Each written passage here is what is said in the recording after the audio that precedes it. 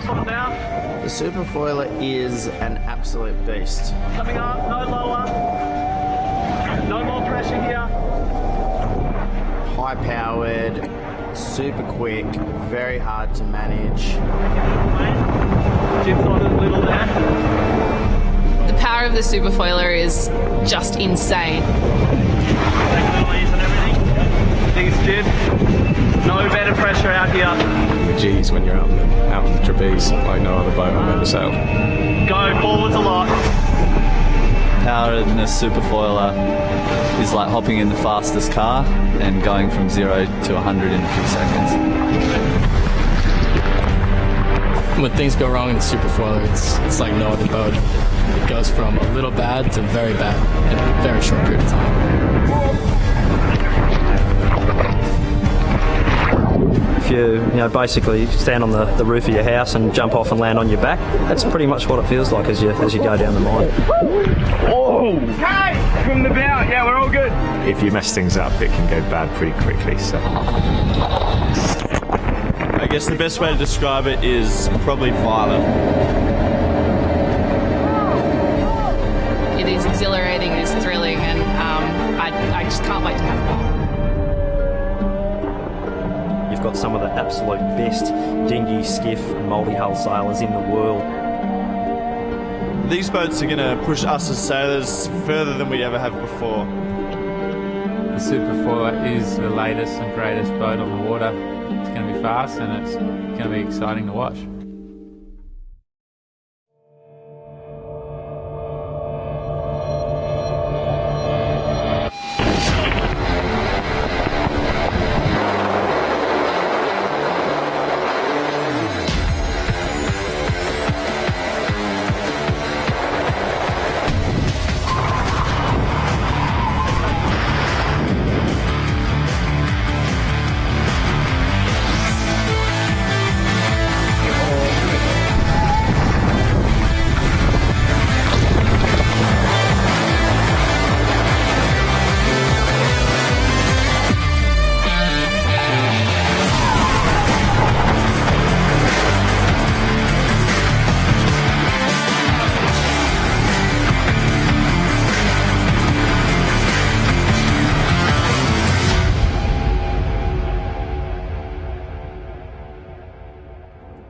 Wow, what a blistering opener and a gorgeous day to match for this, a new chapter in Australia's long and celebrated maritime history.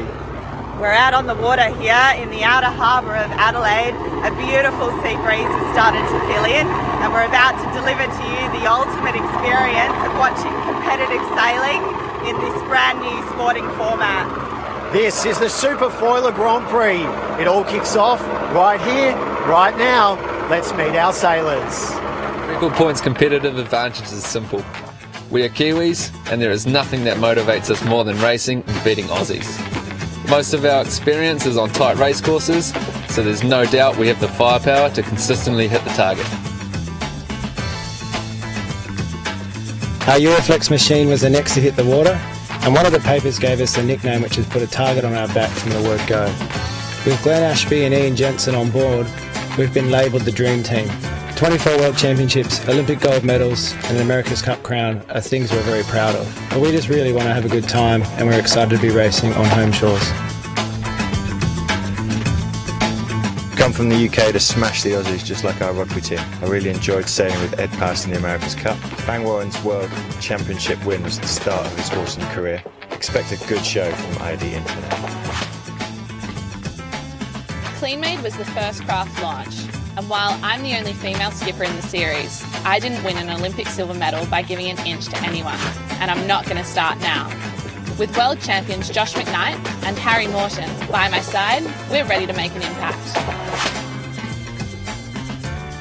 Pavement is gold and we're gunning for it. Winning the Sydney to Hobart has given me great confidence ahead of the series, and having Dan Morris brings some American expertise.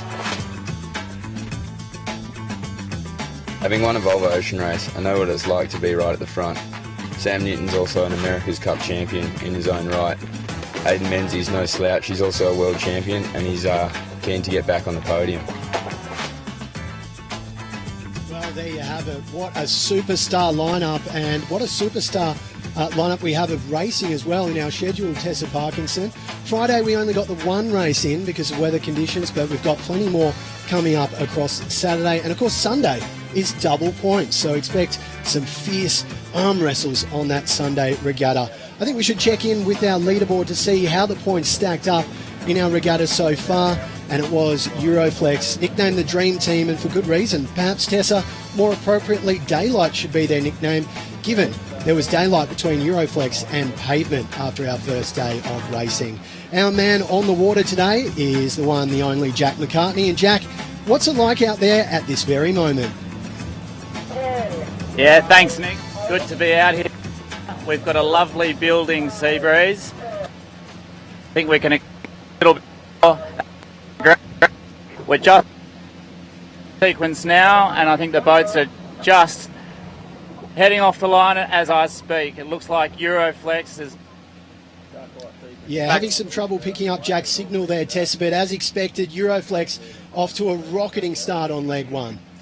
Yeah, as Jack was mentioning, we're blessed with perfect conditions out there on the water. It's a building sea breeze. We've just got a rating 12 to 15 knots, which is mid-strength, which is the perfect condition for these boats to sail. You can see they're up on the foil here off the line, and it's a nice consistent breeze today, which the sailors will be happy with. It makes it easier to keep the boats flying and a nice distance above the water for longer. So you can see Euroflex here. This is the team who won clear ahead yesterday, beautifully foiling, and the boat looks nice and stable through the water. They look pretty comfy there. I think the sailors would be really enjoying the ride. And look at that already, a nice little buffer there, a cushion over the rest of the fleet.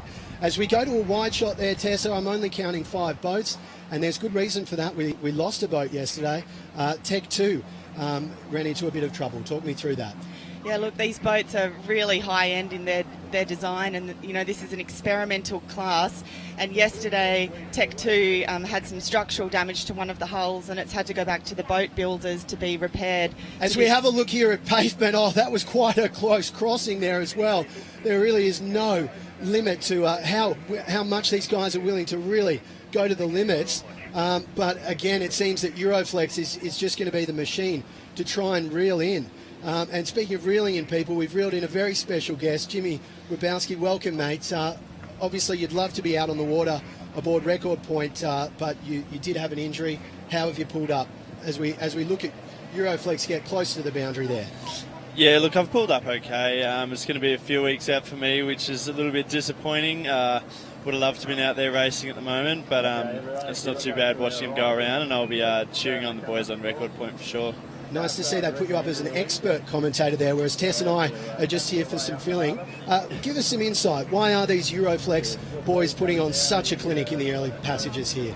Yeah, so you can see at the moment you're going to be thinking about the amount of fly time that they have, and at the moment they'll be spending more time on the foils than most of the other boats. They're basically doing a lot of little things very well, so it's not one big difference, but a lot of little things coming together. Let's see if we can listen to what the boys are saying here, as Nathan Outeridge looks like he's right at home in a lounge chair.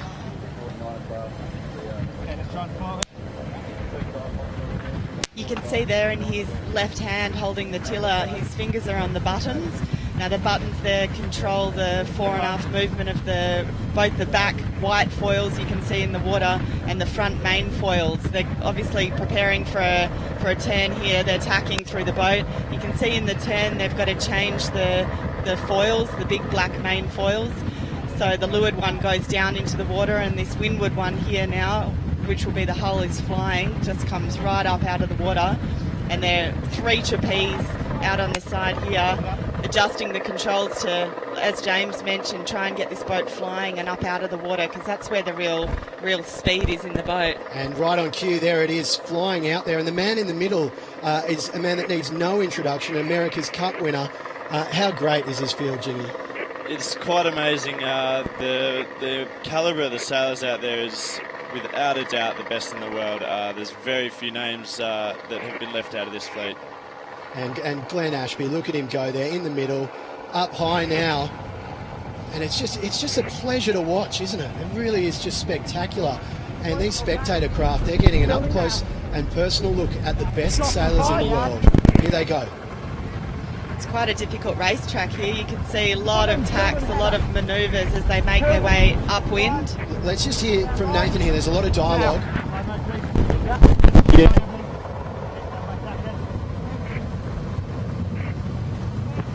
And the commentator's curse right on cue. Mate. It goes silent. Here we go.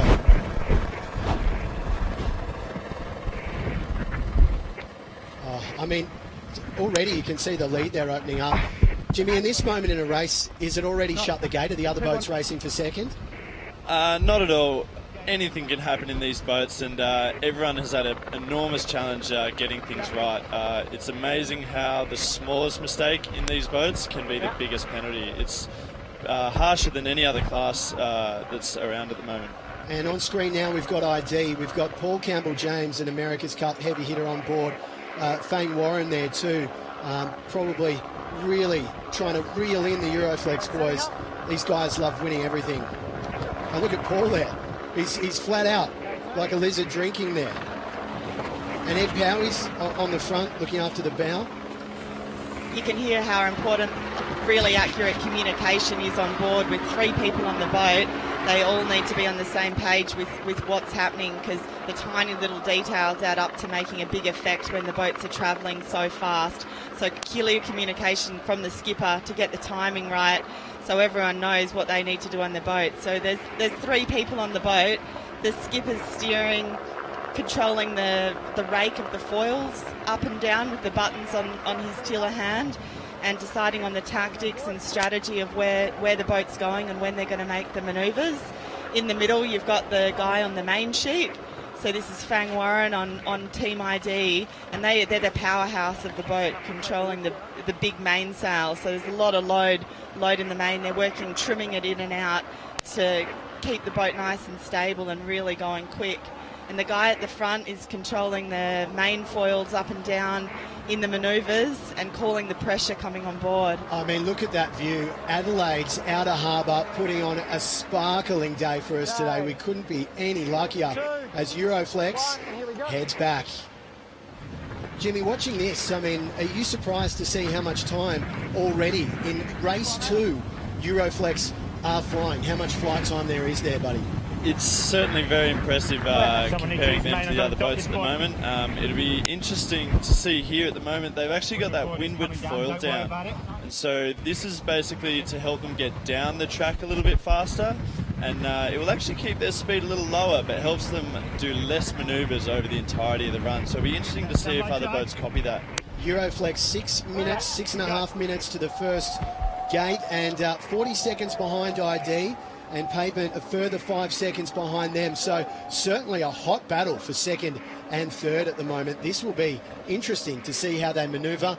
Do you expect, Tessa, that they'll head down the same side of the course? Will they look to shadow one another, or will they look to shake things up as all the boats are really close to coming together? And there's your boat, Jimmy, record point, just coming to the party. Yeah, there's a couple new guys on the boat at the moment, so I'm sure they're still getting to know each other, let alone learning how they all sail together, but they're doing well at the moment. Yeah, it looks like a good manoeuvre there. What an interesting stat that is we have on the screen. The distance to the leader, Pavement, almost 200 metres. Usain Bolt could cover that in about 18 seconds. Gee, these boats wouldn't be far behind. In fact, they'd probably be in front of that because they're a lot quicker than Usain Bolt. They can hit speeds of up to 60 kilometres an hour and climbing. It's amazing stuff. Look at Pavement here rolling into a jibe, so they're trying to stay on the foils, but it's almost impossible in this breathe strength under the pressure of the manoeuvres to keep flying, James. Yeah, it's going to be incredibly difficult at the moment to pull off a full foiling jibe. What they're going to try and do is just foil as far through the turn as they can, and you can see here right now Pavement's also copying Euroflex with that windward foil down. Yeah, Stevie Thomas, the skipper on board there, known for emulating some of the greats, of course. He paid me to say that. Now, Pavement, they are in second. They finished second yesterday. Surprised at all to see the Pavement boys performing so well? The Pavement guys are super talented, and they helped develop this boat as well, so they've got a lot of time sailing, and they certainly know it very well. Extremely good sailors on board for sure. Now you can see in this long downwind shot how there's such a trade-off between your boat speed and the distance you cover, because to increase your boat speed you need to sail a higher angle to really power the boat up and build your apparent wind to then be able to sail downwind. But you don't want to sail higher if it's not going to increase your speed, so there's a real judgment call that's needed as to the angle you point the boat. Looks like building speed here. There's a gust on. You can see the hull fly up in the air as the boat powers up. So you're always looking ahead at what pressure is about to hit the boat. So you know you're always one step ahead of the game, and you know how the boat's going to react, and you can set up before that pressure actually impacts the boat speed. And look at that, we're getting a good idea of the spectator fleet here. Adelaide, they're a sporting city, and they've come out to watch the best athletes in their sport ply their trade on one of the most magnificent backdrops you're likely to see anywhere in the world. And I know being back on home shores was a very big deal for a lot of these sailors. Jimmy, you were mentioned as being part of the Kiwi team, but we can assure our viewers you're flying the Aussie flag. Yeah, for sure. I'm from Melbourne, and look, the Kiwi guys are great, and I've sailed with them for a few years now, and they sort of take me under their wing a bit, but no, definitely got the Aussie flag on my back. That's a contractual obligation to say they're good blokes there, I'm sure. And let's find out exactly what's happening on course right now. Jack McCartney standing by as record point whizzes past. Yeah, thanks, Nick. That's the record point flying by us, doing a foiling jibe. You're seeing a bit of a difference between the boats' tactics in jibing downwind. Pavement, Euroflex, ID are all running both boards down. Record's board up and actually sending it at full pace. So it'd be interesting to see if they can take some time out of the boats in front of them. Very good insight there. Thank you very much, Jack McCartney, a killer sailor in his own right, and some great insight, because we are looking at different strategies in this particular leg. Yeah, it's very interesting at the moment. So this is just classic boundary racing, where usually we could go as far as we want to one corner and then just do one tack and make it to the top or bottom mark. But here you can see they're having to do multiple manoeuvres down the run. And as Tessa pointed out before, there's a trade-off of, do you go faster and do more manoeuvres, or do you run these two boards down a little bit slower and try and save yourself one of these jives, which you can see how much the boats slow down at that point. Oh my goodness, Cleanmate looking to come underneath and pinch a little bit more ground there. Really travelling at some serious speed here. Olivia Price, of course, an Olympian on board, calling the shots there. A great team, Cleanmate. Yeah, extremely good team. Olivia Price with the silver medal in the match racing. Josh McKnight, a Moth World Champion. So he's got all the foiling experience you could ever want. Oh, Tessa, I saw where you were going there. That looked like it was going to be quite a close one, as the boys on record point wiped some serious speed off there with a touchdown. And that's the thing, isn't it? You know, when you do touchdown, you lose so much speed. It's really fine margin stuff, isn't it? Yeah, the deceleration on this boat is as amazing as the acceleration. They do really stop extremely fast when they come crashing off the foils. They would be travelling at 30 to 35 knots on the downwind here, so 60 kilometres an hour, and when they slow down it would be to 5 to 10 knots, so their deceleration in 5 seconds in that touchdowns, it's a big impact on your body while you're sailing as well. Yeah, I mean, talk to me about how physically exhausting it actually is on these machines. It's easy to understand looking at them that they are cutting edge, they are the pinnacle of the sport, but how physically draining is it on board? Yeah, they're extremely taxing on board. What you'll see here with Euroflex is what they're really good at, and they won't actually be working as physically hard as the other teams, because they're better at doing all these little jobs together and in sync. They actually don't have to work as hard, which is what you're always trying to aim for. But for sure, you're on the limit, your heart rate's up, you're trying to make decisions, and if you get them wrong, these boats will bite back. I wonder if we can hear what the guys are saying here, because it looks like they're really coming towards that boat there. No, they will be clear of that one as we pull wider on this, our third leg of 4. And at this point in the racing, you must be thinking 400 metres almost, 4 football fields between Euroflex and Pavement. Is it time to knock the top off a beer and start celebrating yet?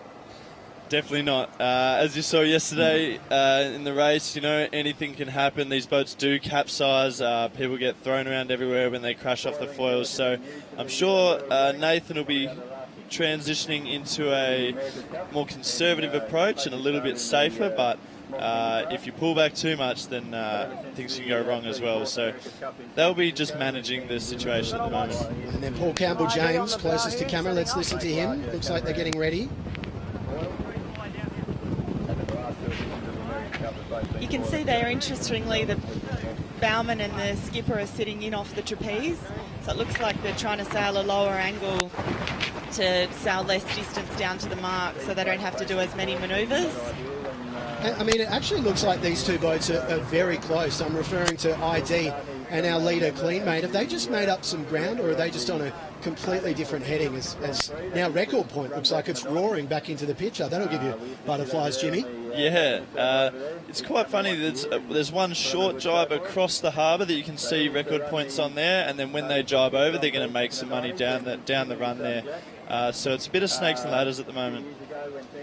How good is that, snakes and ladders? And certainly climbing towards the top of that ladder is the boys on board Euroflex. They are absolutely rocketing down there. You can see the tide's out a long way, actually, which makes that boundary line even narrower. There's just got to be so alert on board and make the manoeuvres at the right time and all working together. I mean, they must be getting pretty tired coming into this last top mark.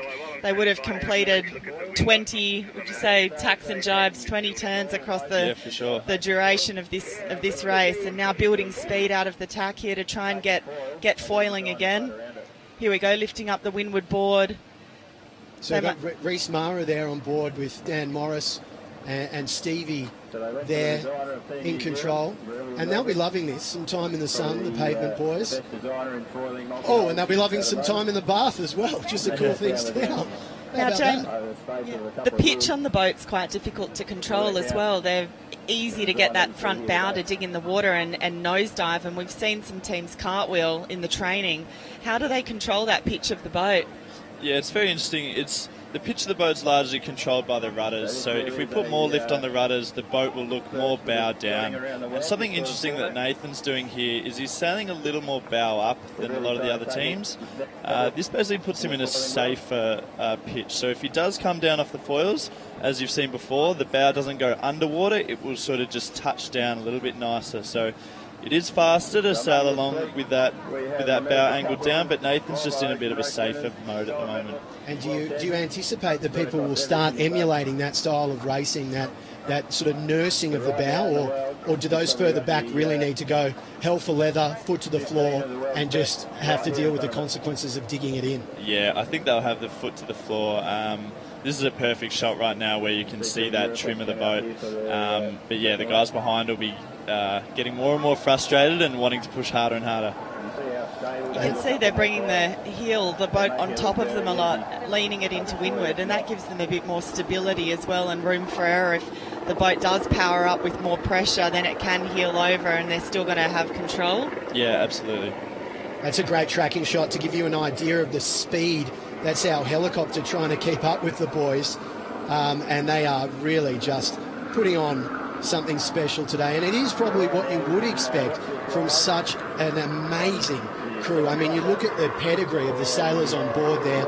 America's Cup win, of course, Glenn Ashby, and then a steerer of another one of those boats in Artemis from the last America's Cup in Bermuda, Nathan Outeridge, and the everywhere, the journeyman, Ian Jensen. He's probably the third in the trio that gets the least airtime, but he's one heck of a sailor. Yeah, Gooby, as we know him, Ian Jensen on the front there, he is very underrated sailor and doesn't get as much airtime as he deserves. We had the Moth Worlds last year, and Goobs, he actually managed to get in front of Nate, so that just shows that sometimes, the crews can hold their own for sure. I'm sure he reminds him of that every single weekend, and they are such good friends. In fact, we're having a chat to the two before, and it was revealed by Ian that Nathan's most annoying habit was his ruffling of feet under the bed sheets.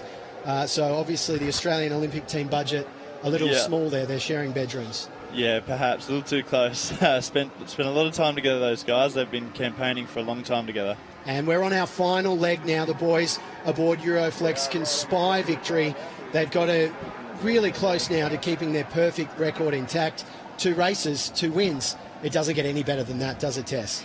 Yeah, look, I think your risk management changes throughout the race, and once you have got a big lead, you tend to go into very low-risk sailing mode. And James has pointed out the techniques or on board of keeping the bow a bit higher, sailing it into windward, maybe sailing lower and covering less distance, especially on the downwind, so that they don't have to do so many manoeuvres, because the manoeuvres are what is really physically demanding on the crew and a really hard thing to get right. And there's a big speed drop as the boat falls and touches down on the water off the foils. We can see here now flying through the spectator boats out there would just be loving it, getting so close to the action. Into a jibe here. They're almost staying on the foils. That was a foiling jibe. That's pretty cool to see. So foiling jibe with both of the main dagger boards down in the water. They've maybe just touched down there, but beautiful speed. I think, as with any sort of racing, you're always looking to keep your highest average speed across the duration of the race.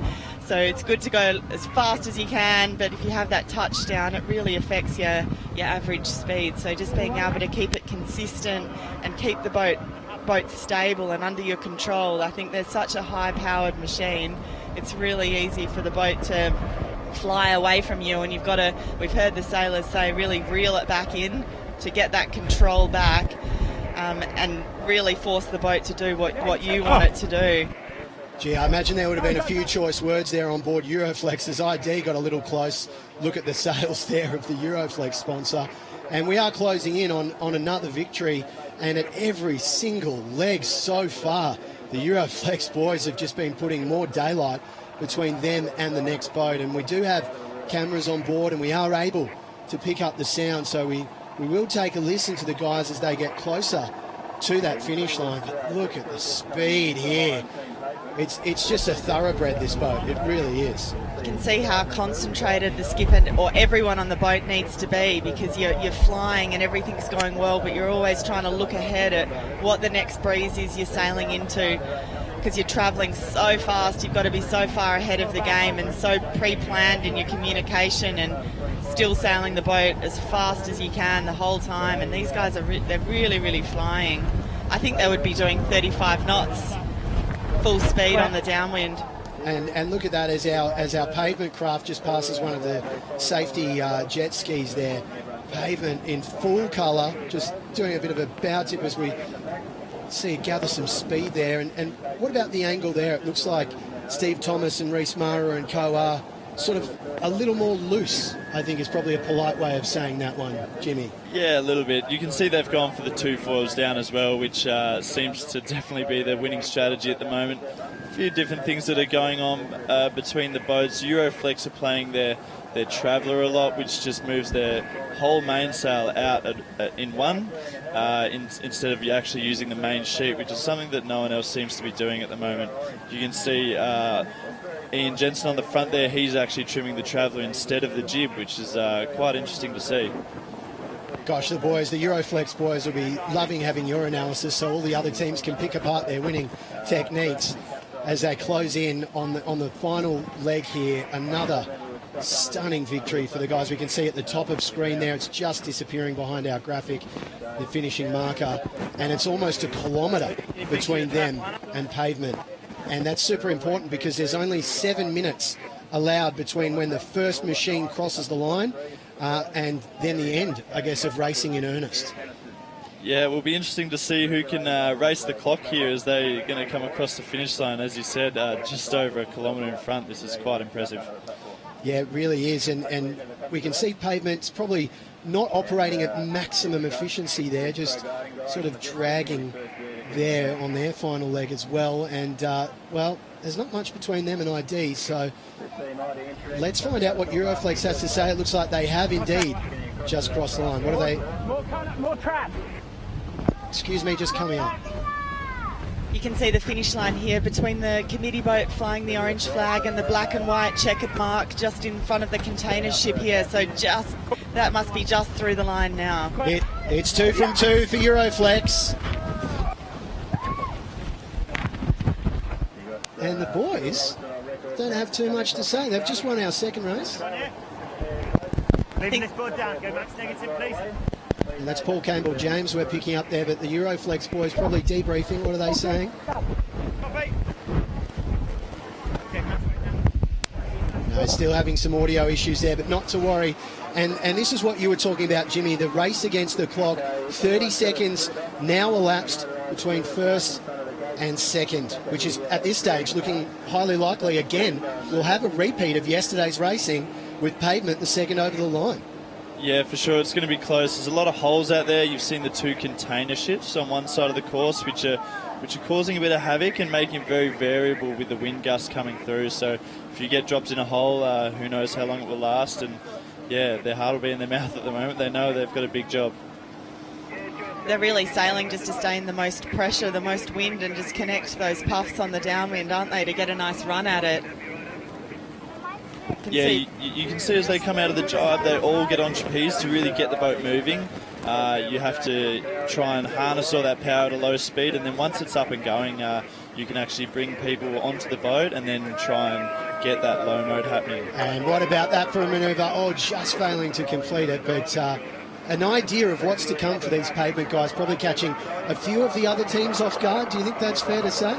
Yeah, I think that's fair to say. You know, they're doing an extremely good job at the moment, and yeah, second race and they're in second place again. So they're consistent. You know, they haven't just jagged one in the first race. They're backing it up. I think time in the boat's really important. I think, you know, they're such a new machine that a lot of people haven't spent, you know, a lot of time getting that experience and being really comfortable. So everyone's just learning about the right technique and the right way to trim the boat, and just the experience of even the feel to know what to do in each situation and what works in different wind strengths with your setup and your crew work. And body weight makes a huge difference in these boats as well, doesn't it? The more body weight out, the more power you can hold in the boat. Yeah, absolutely. There's a few varying crew weights out there, so that'll get narrowed down as the series goes on, and it's a very common thing in sailing that sometimes you have to be heavy and sometimes you have to be light. We get very good at changing our weight. Jimmy, that was a nice way of saying some of the sailors are a little chubby ahead of the season here, and that you expect them to lose a few kilos. I wonder how Paul Campbell-James would take to that comment. Wow, that was quite a sort of scary manoeuvre. You could see Fang on the main sheet, who was really out on the trapeze early, getting ready to capture that power as the main refilled. Now they're going to build speed out of the jibe, all three getting out on the trapeze. And let's hear how they're reacting to that. Can't get to the same hull board, so if Gooby gets that.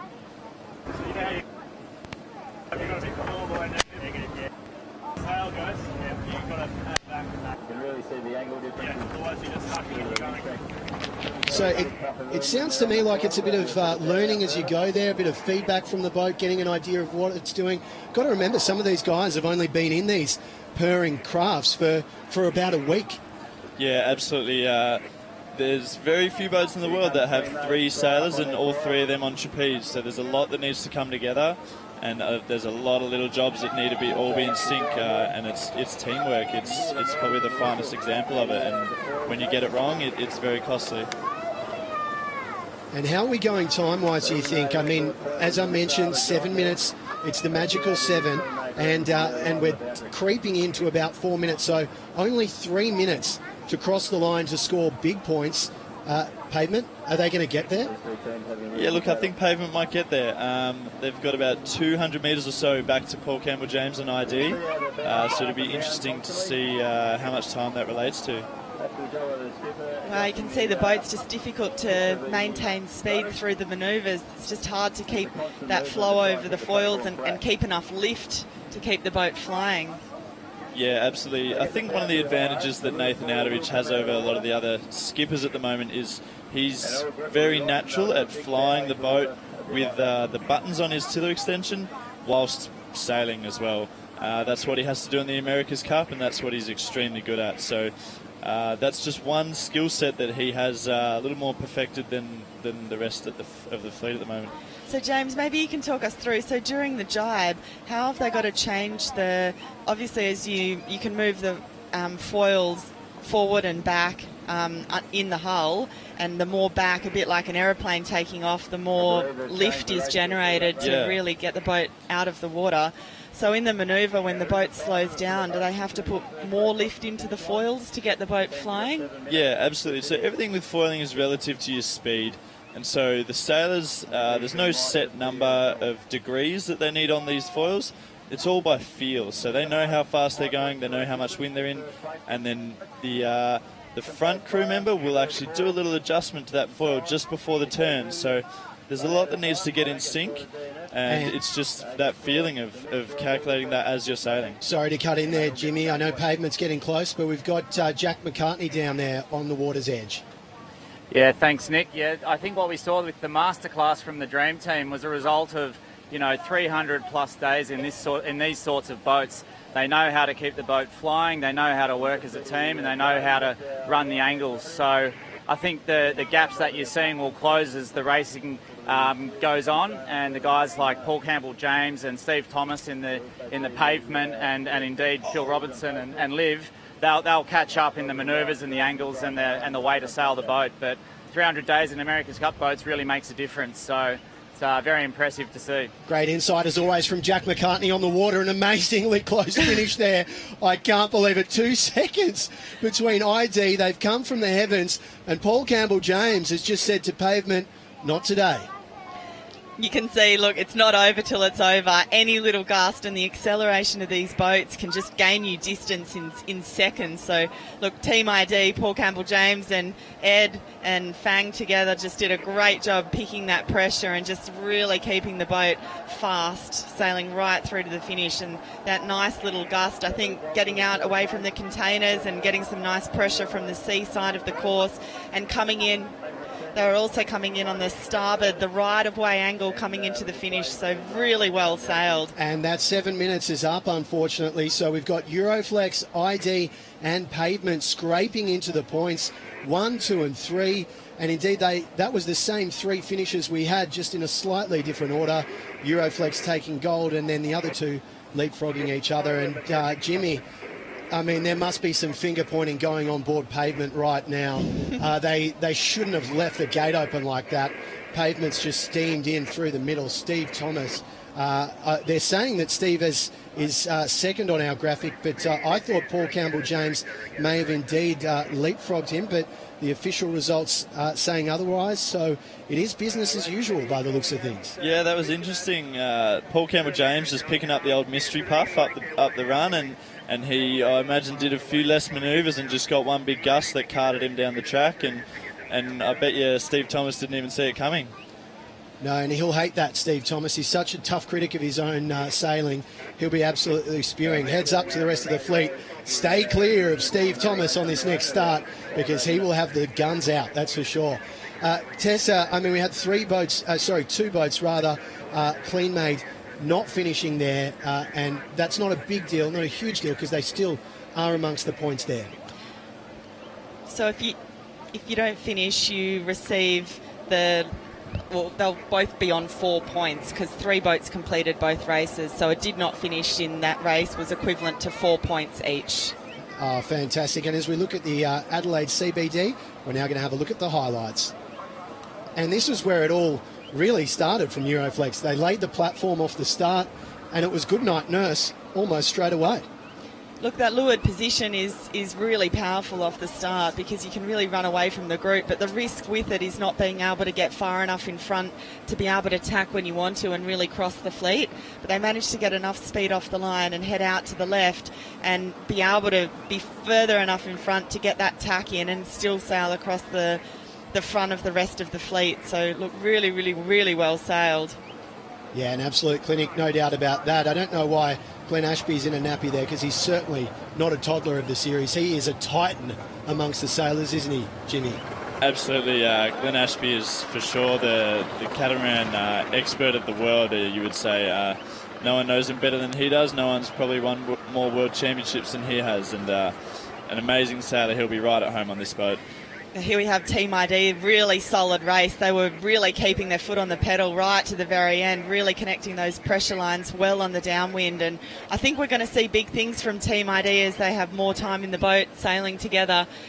Ed Powers, the bowman on the boat, together with CJ, the skipper, have done a lot of sailing together, and I think that close relationship will really put them in good stead. And Fang Warren's a really strong sailor and really, really good at trimming the main. They've all come out of the 49er actually, so a lot of skiff experience together with their America's Cup experience. I think as they get more used to sailing the boat, we're gonna see good things. This was a highlight for me. I mean, seeing the Euroflex boys thread the needle and just put on a special moment for the spectator craft, that was magic. This probably a little hairier, fair to say, Jimmy, that moment there. Yeah, a little bit. They definitely nailed that foiling jibe back there. That's one of the best I've seen for sure. But they're just trying to link up the paths and throw them at the right time, but also get over to the boundaries when they do have to do manoeuvres. So let's have a look here, because to the naked eye, it appeared that ID had scraped over the edge first there, and Pavement had planted it. It's difficult to see from our angle, but the boat finishes when any part of the hull touches that line between the orange flag on the committee boat and the black and white mark right down the pin line. Let's have another look at that, and we'll slow it down a little bit here. I'm going to put Jimmy in the hot seat. To your eye, what's happening there? I mean, the ID boat couldn't be any closer to that finishing boat, could it? Yeah, so the key thing here is that the orange flag is right at the back of the boat. So when ID comes around the bow, they haven't quite finished. They have to get all the way down to the back of the boat where that orange flag is flying. So to me, it looks like ID was just second there. So we might have to... And you know what? You're absolutely right. That's why you're the expert commentator and we're filling the chairs. Let's have a look at the official result after 2 races. 2 wins for Euroflex. They're on the top, building a nice buffer on 12 points. ID, they did sneak in there, so they move on level pegging with Steve Thomas on Pavement. Your boys' record point, they're missing here, Jimmy. They're on 6 there alongside Cleanmade and Tech 2, who we know are going to have a brutally difficult regatta given that they're not here and they're not racing after their malfunction yesterday. Look, this racing was always going to be pretty brutal, wasn't it? You've got to be up in that 7 minutes from the leader to be able to get a score on the board. So the pressure's on, and I'm sure that's something that the crews will be talking about going into the next race.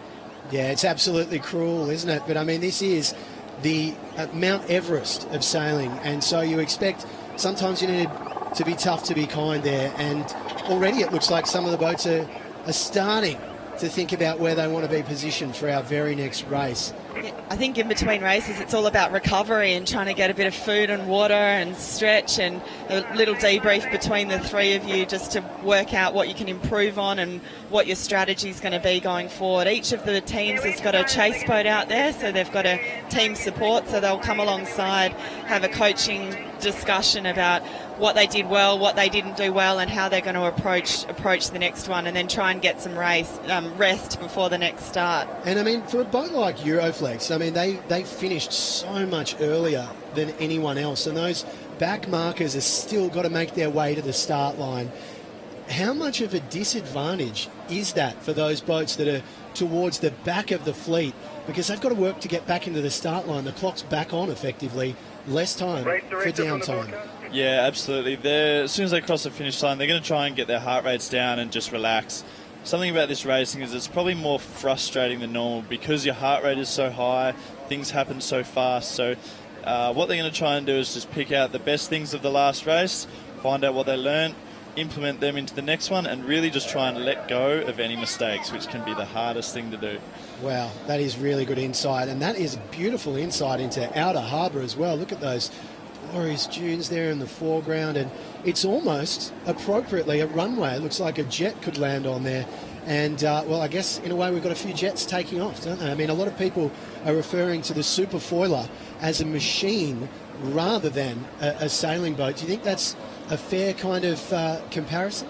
Yeah, look, it's definitely more of a machine than a boat at the moment. All the electronics running in there. There's a lot of hard work that goes into making these boats sail and sail as fast as they do.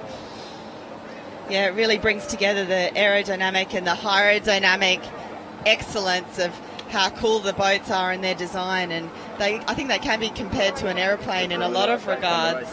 Yeah, absolutely, they sure can, Tessa. And I mean, we've already mentioned in the broadcast that the guys from Tech 2 won't be racing, which is a real setback to not see those guys on the starting line. But we were lucky enough to delve a bit deeper about the delights of Adelaide with one of those Tech 2 sailors. Went down and had a beer with America's Cup winner, Sam Newton.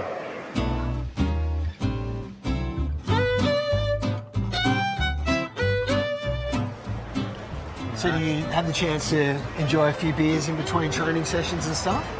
I'd say, yeah. I think once we get this all sorted, we'll be having a few more beers.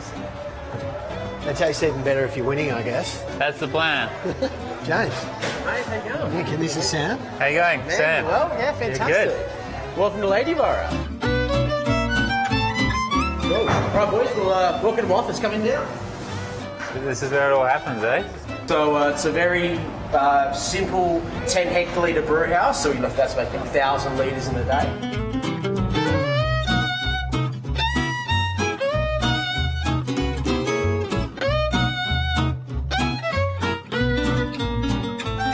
Yeah, right. Yeah. So it goes from that awful. to that. Yeah, it's terrible, right? Oh, wow. Yeah, so in 3 weeks, literally we make liquid gold. Sam, after all of that, what beer did you go with? The big question. I went with a Pilsner. You know, you could always be more educated, and there's, it's great to be out of the back there and learn a bit, about what I'm drinking. How's the team going? How's Tech 2 going in terms of eking out the max out of that boat? Yeah, well, I think we've got a good team. Luke Parkinson, Aidan Menzies. So we're 3 Australians. We all grew up sailing together. Individually, we've all got our own, specialty skills. So I think together, we'll probably have a good shot at, seeing if we can get on the podium. I think there's some, enormous talent amongst the teams out there. So, look across all 6 teams, you've got some, incredible talent amongst it. So everyone goes out there to win. Whether we can or not, soon to be seen. Ashby, Outeridge, Jensen, they're calling that team the Dream Team. What do you think of that title? The Dream Team, I think we might have to mix that up for next regatta. As a proud Sydney-sider who spent so much of his life overseas, how nice is it to just dig your heels in and spend some time in Australia and the circuit? Being able to do this tour, essentially a tour of Australia with this SuperFoiler Grand Prix, it's awesome. The whole SuperFoiler team, it's a great big family. So, and we certainly look forward to have a beer every evening. Let's see if we can celebrate with a couple of extras on Sunday night. That'll be the dream goal. Okay, well, I feel like you've earned this. Let's enjoy just one, and then racing starts tomorrow. Yes. No time to muck around. We're on to the start of our second race right this very minute. The second of the day, the third of the regatta. And who's that towards the front? Pavement there with the rainbow sail. Looked like they've got the leeward position off this start, really leading in towards the ship. We've had an update on the conditions out on the water. Bit more breeze on in this race, so the sea breeze has filled in. We've got 14 to 16 knots from the southwest, so it looks like the wind's gone a little bit further left and built, which will be great. I think that's the optimum wind strength for these boats to be flying. Close quarters here, Tessa. Look at that as we go to Euroflex. They'll be wondering, a bit shell-shocked, what happened at the start there. They may have missed it. Look, it's great to see a close start and no one getting that first jump off the line. So I'd like to see a really nice close race with everyone getting in close, and I think that's what's unfolding here, Nick. I just can't believe how little recovery time they have between race finish and race start. It is really cruel. And it's a resumption of the normal order here. ID and Pavement making up second and third. And a good to see record point towards the pointy end again this time around. Looks tricky on the racecourse, actually, close to the boundary line, especially on this container ship side, close to that wall. Looks like there's less wind in there and a lot more breeze in the middle. But I guess if you go in further, you don't have to do as many manoeuvres up the track of the course. But if you come out a bit earlier, you stay in better pressure. Is that something they'd be considering in their strategy, James? Yeah, definitely. So you'll see here there'll be one long tack that they're on for quite a while, which Pavement's on right here. And as they tack onto port, which they're going for now, this is going to be a short one on port. So they're trying to go as far on one tack as they can, and as you can see Pavement there, they're trying to get in that gap between the ships. So there'll be a little bit fresher breeze coming through there, and right now they're going to be in some soft wind, and as you can see ID at the bottom of your screen. They're already out in the fresh breeze. No wind shadow there, and they're off. So Pavement there probably took it a little too far, and as you say, they got caught in the wind shadow, probably chasing it a little bit too much already. Yeah, definitely. I mean, the earlier that you tack, it means you might have to do extra manoeuvres, but being in more breeze is king. Yeah, it looks like the breeze is the priority. I think tacking out a little bit earlier and keeping in that consistent pressure so you don't have to put in such a speed build out of the tack here. Let's ride on board with Euroflex for a while. They are the front runners. Let's see if they can give us some insight into what's going on. You can see the windward foil about to be raised out of the water. It's on a pulley system here, so Goobs at the front really pulling that up nice and smoothly through the water. Let's listen to what they're saying on board.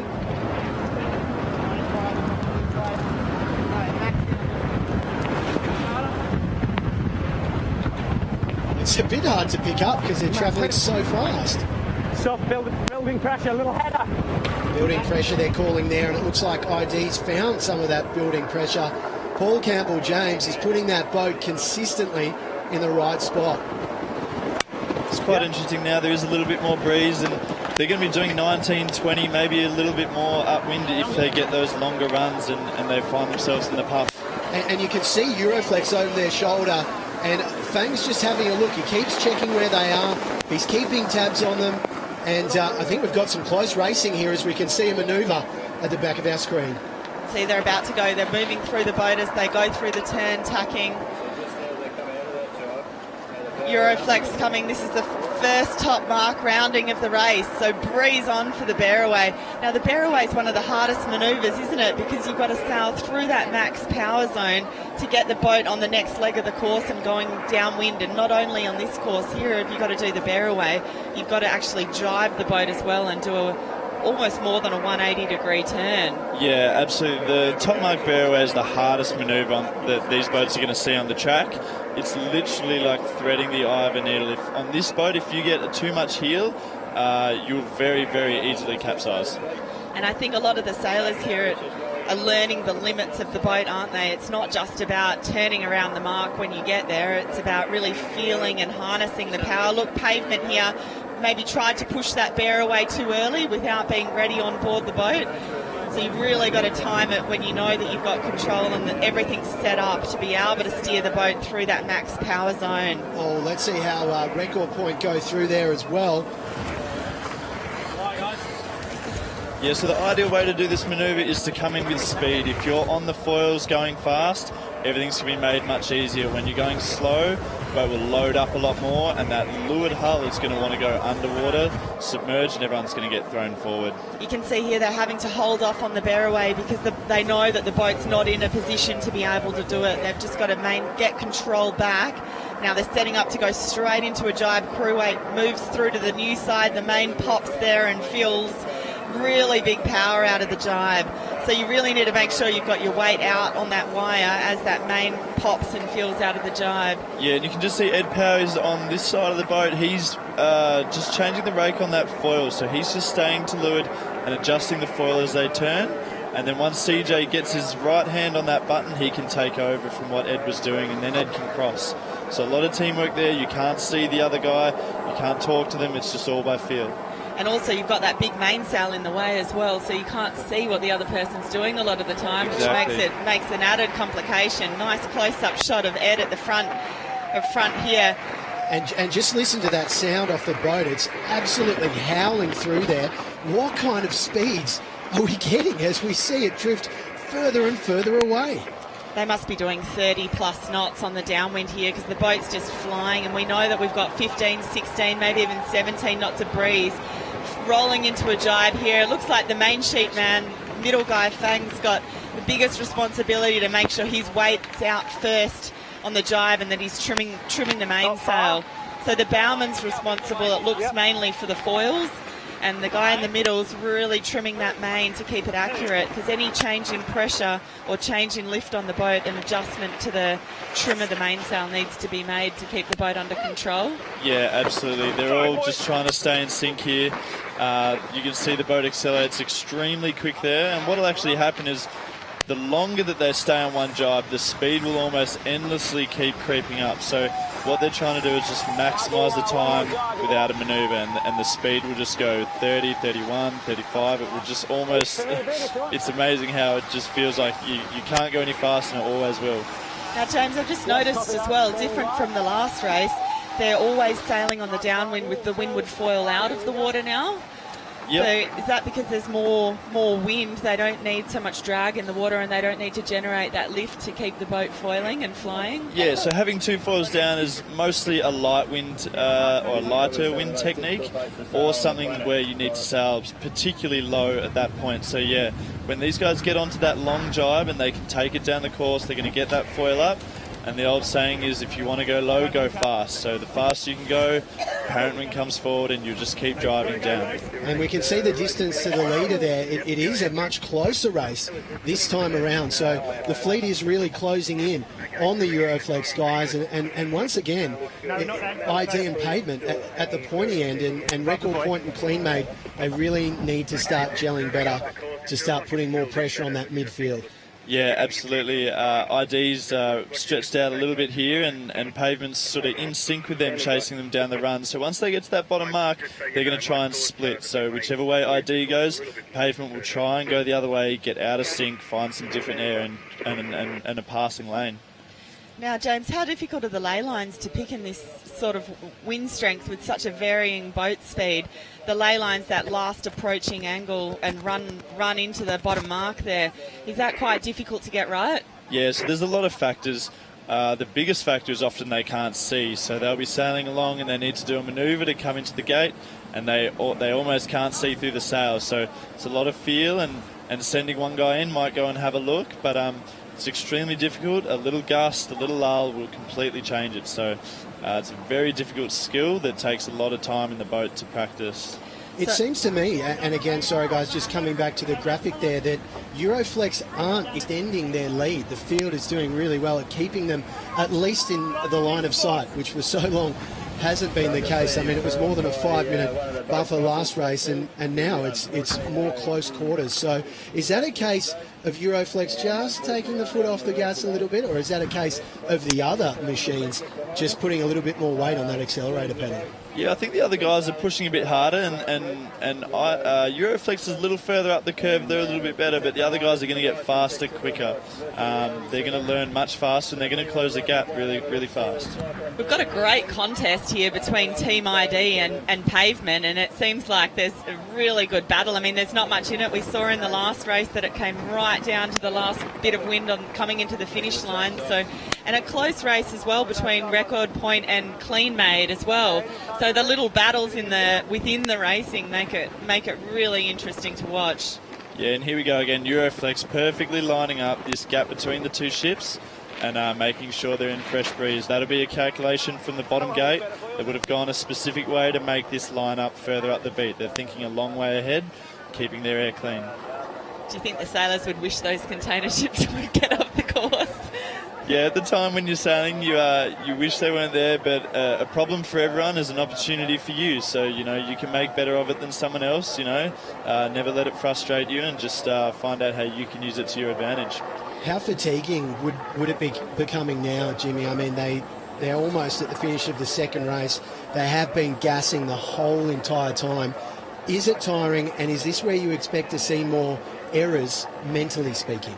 Yeah, definitely. You can see Dan here on the front. He's just finished pulling that leeward board down. He's changed sides, and now he's got to get the windward board up.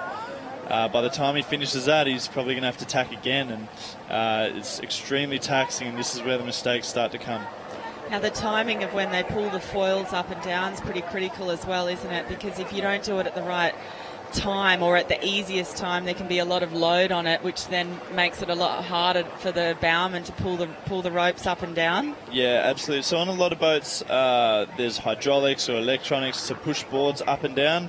We have that. We can move them, the rake, forward and back, and we can trim them, but to get them up and down is all manpower, and it's incredibly tough. It's skill. It's knowing what angle it needs to go down, how fast you're going, that constant calculation. the skipper can make it easy for the bowman or not easy, hey, depending on the angle that he's steering as well, as to how much he loads up the foils at the right time. If your skipper likes you, he can make your job a little bit easier for sure. And so your skipper, obviously, on record point, Phil Robertson, is he a kind skipper? Does he look after you, or does he get you pretty wet occasionally? Phil's very good. He's very good. He always just has his head in the game and is always sort of, got his head in the big picture. He doesn't often get caught up in the little battles, and he's going to keep his head clean for sure. And how frustrating would this racing be for him right now, to see the Euroflex machine pull so far away and for him to have so little to do with it? I wonder if Jack McCartney has any idea of that. He's on the water pretty close to where Euroflex are.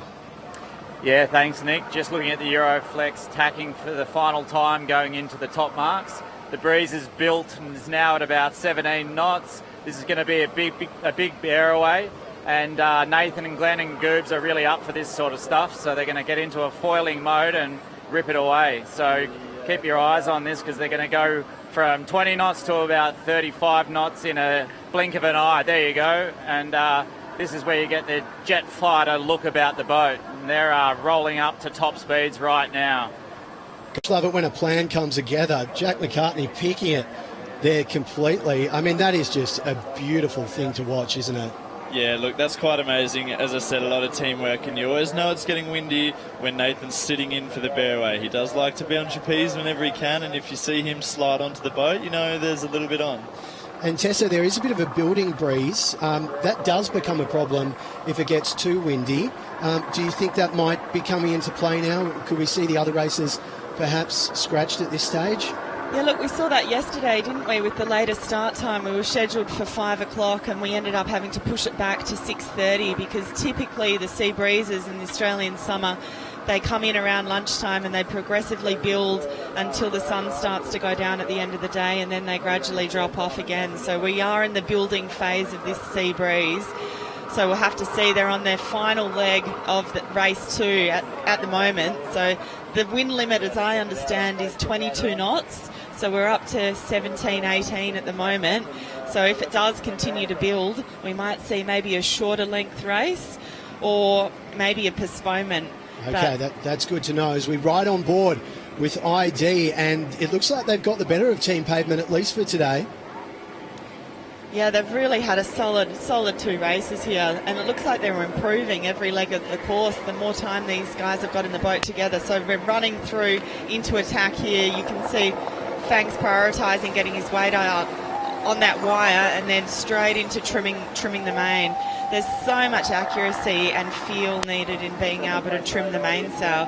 You can see on the back leech there's a lot of little ribbons flying off, which are the telltales that help tell you what sort of load's going on. But with the difference in the boat speeds, how that changes the, I guess, perfect setup you'd like to have the main at is very, very difficult to feel, isn't it, James? Yeah, absolutely. You are trying to look upwind at the gust that's about to hit you. You're trying to look up at your sail, make sure you trim correctly. You're trying to look around for other boats, where the marks are, where the boundaries are. There's so much happening, and as you said, you need a constant adjustment, a lot of feel and intuition to keep it all in the right spot.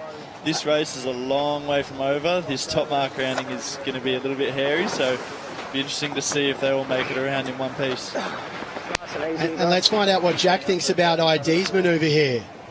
Yeah, the ID guys are known for being pretty out there and will definitely push around the top marks. CJ's a very accomplished foiling sailor. He like Glenn, Nathan and Goobs, has done over 300 days and in these sorts of boats. So you can expect some action here, and with Fang and Ed in front of him, there's no shortage of muscle and grunt, so they're going to be sending it hard. Oh, I love that kind of talk from Jack McCartney on the water, sending it hard, hopefully so. And I mean, we talk a lot about the cutting-edge nature of these machines, but what about the broadcast technology as well? For us to be able to ride on board with these titans of the sport, these top-level athletes, it's incredible to get that insight. Oh, it is. And look, that manoeuvre just before, if you saw as they were approaching the top marks, they were a little bit over the ley line, so they'd gone past the ideal angle coming in, so they actually had to do a slight bear away before they got to the top gate, which is pretty risky and not the nicest position to be in when the wind's up like this, because as soon as you bear that boat away, the pitch of the boat, the bows want to dig in at the front, and I thought they sailed that so nicely and controlled around. That could have been quite a difficult angle for them to come down and then build speed before doing the final bear away around that top right gate. So they made that look easy, I thought. Yeah, that would have been much more difficult on the boat than it looked from here. Yeah, their miscalculation of that ley line is super tough. And Jack, obviously we've got Clean Made down there. Can you give us some insight as to why they might be dragging the chain a little bit?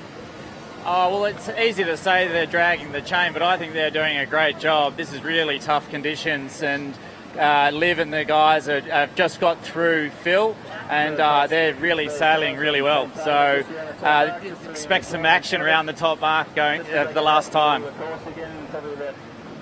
And how about that for a smackdown from Jack for me there, as Euroflex goes 3 from 3, the hat trick. How's that from Euroflex? Too good. It's awesome. And look, you can see them trying to minimise manoeuvres here and going straight downwind and just slowing the boat down with both of those main foils in the water. I think they're just trying to get a little more rest on the competition before the next race, just gathering their thoughts and having a chat. I wonder what they are saying right now. Let's see if we can have a listen. Keep it up, boys. Hold soft, coming in 10. I think we're on board another boat there, but I imagine in those scenarios when you've just won a race, probably time for a quick congratulations, and then it's on to race number 3. Yeah, absolutely. They won't be dwelling on it too much. They'll just be keeping the spirits high and keeping the boat in one piece, doing all the little checks, making sure nothing goes wrong for the next one. Wow, Team ID really flying. They've had a solid performance throughout this race, and you can see it's windier now. We've only got 1 on the trapeze on the downwind, 2 sitting in just to have that bit more control, and you've had to be able to sail lower as well so they don't have to cover off as many jibes. Yep, so a big difference with these boats is they're incredibly wide, which means when it gets windy like this and the boat is moving fast, then we can take people off trapeze, get to that lower angle. The boat's just so wide that you don't always have to be out on trapeze once it's going that fast. And is that also a risk mitigation strategy too? I imagine, when it gets that windy, you've got to do everything you can to be safe. Yeah, for sure. There's a little bit of an ongoing discussion at the moment with the crews, whether we want to be on trapeze and if we crash we're sort of out of the way of the boat, or if we want to be sitting on the boat holding on a bit better. So there's a few divided opinions on where you want to be when it goes wrong, but yeah, at least being on the tramp, the boat will go a little bit slower. So. Wow, Pavement here as well. They're connecting the pressures together nicely. Steve Thomas on the helm here. They've got the 3 on the trapeze, so it looks like they're still really got their foot on the pedal, seeing how fast they can get this boat going here. They can see the spray coming off the rudders. They must be doing more than 30 knots here. And we've had a touchdown, and Jimmy, it's your team. It's Record Point who are in serious trouble. It looks like they may well be going turtle there as our chase boat gets there to make sure everyone's okay. Jack, what went wrong there? Yeah, that was a big nosedive. They accelerated and the boat flew higher, and then they've just done a big nosedive and cartwheeled, and so that's a special capsize, that one. So we've got the safety guys in there straight away, and they'll help get the boat upright and make sure the sailors are all healthy and okay. And we did just see there the guys on board the jet ski give a thumbs up, which is, as a spectator, as a fan, is always the best thing you can possibly see after a nasty capsize like that. Yeah, so it's interesting. We've had one of these before in training, so Phil will know exactly what to do here. But yeah, when it does go wrong, oh, here we go. Yeah, and we did see exactly what happened. Let's roll through that right now. Oh my, there's some height there, isn't there? Wow, you can see that bow now start to dig in, and look, James, there's just nothing you can do once the boat starts to get that momentum and the bow digs in and the mast starts to go over in the water, is there? You're just holding on and trying to minimise the damage of where you land as the boat goes over. Yeah, absolutely. So when the boat gets high on the foils with a little bit of heel, you get a microsecond to decide if you're going to try and hold on through this one or if you're going to just let go and it's all over. So I hope in that one everyone decided to just let go because it was going to be well gone, that one, but everyone seems okay and they'll get that boat back upright in no time. Incredible to see the amount of personnel that are on site so quickly, obviously to get the boat back upright, but also just to render assistance in any way. In a touchdown like that, how crazy and chaotic is it? I mean, do you have any idea what's going on, or is it just swear words galore? Yeah, look, in the moment it is quite full on. These boats are definitely pushing the limit further than we've ever seen before.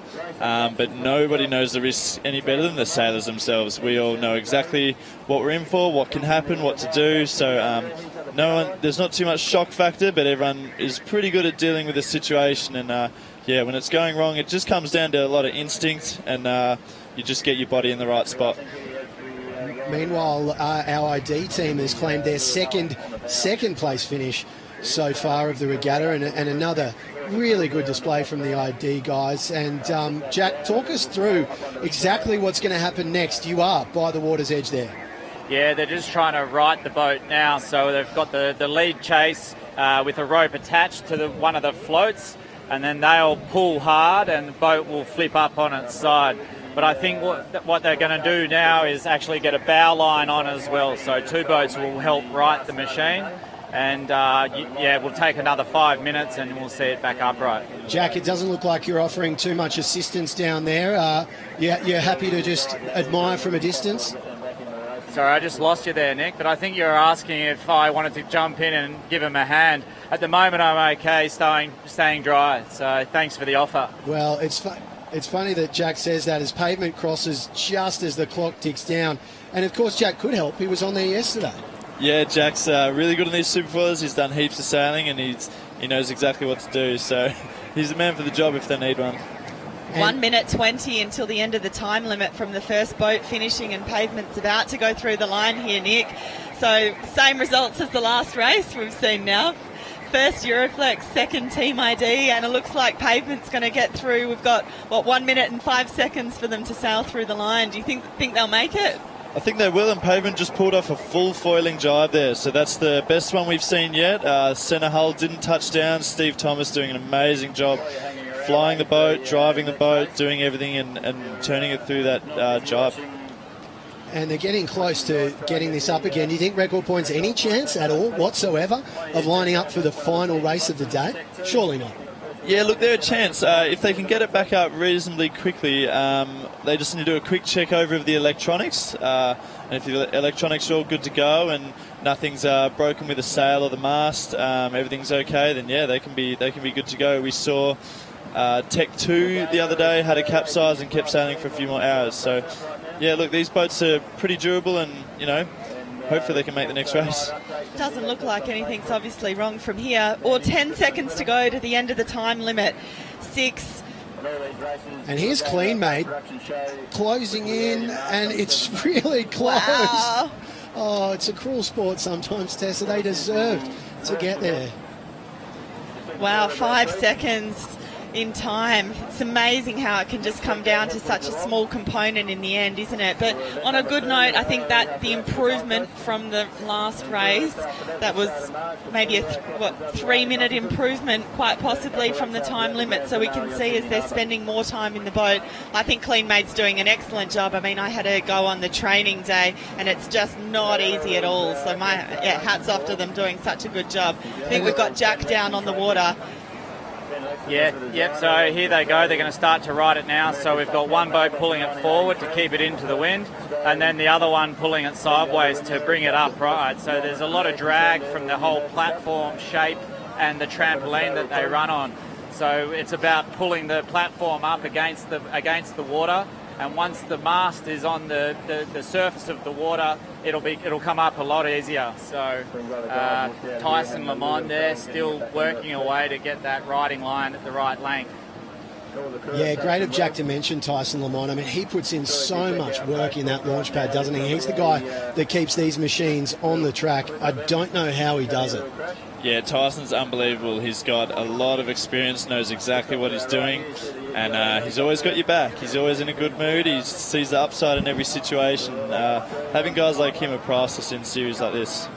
Now, James, just looking at the crew position here, it's pretty critical where the crew position themselves as the boat starts to lift that hull out of the water and start to move upright. They're trained with where they need to be positioned as it starts to come up? Yeah, so the difficult thing is getting the power boats to line up when they're towing the boat upright.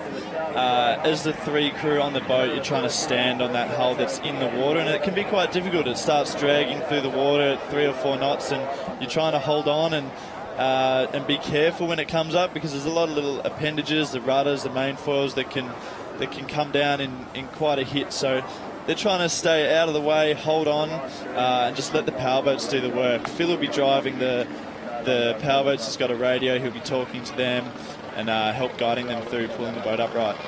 Now all the ropes and control lines for the trampoline, they actually run in between the bottom and the top of the tramp, so there's not much to hold on to when you're on that underside of the boat down there, is there? I can see the skipper's holding onto the rudder foil there. And actually really interesting, while the boat is upside down, you can see the shape of the foils, which I always think is fairly interesting. You can see the shape of the bottom of the rudder foil, and then the main foil with that L-shaped curve that creates the lift. So it's actually quite a cool view to see what's happening underneath the water to allow these boats to fly like they do. I reckon Phil Robertson might have something to say about that being a cool view. Yeah, yeah, we need some more branding on the bottom of the trampoline if he keeps doing this. But yeah, it's quite an amazing feature, the sealed trampoline. As Tessa said, there's not much to hold on to. One person's got a handhold and everyone just holds onto that guy. So it's hard to hold on.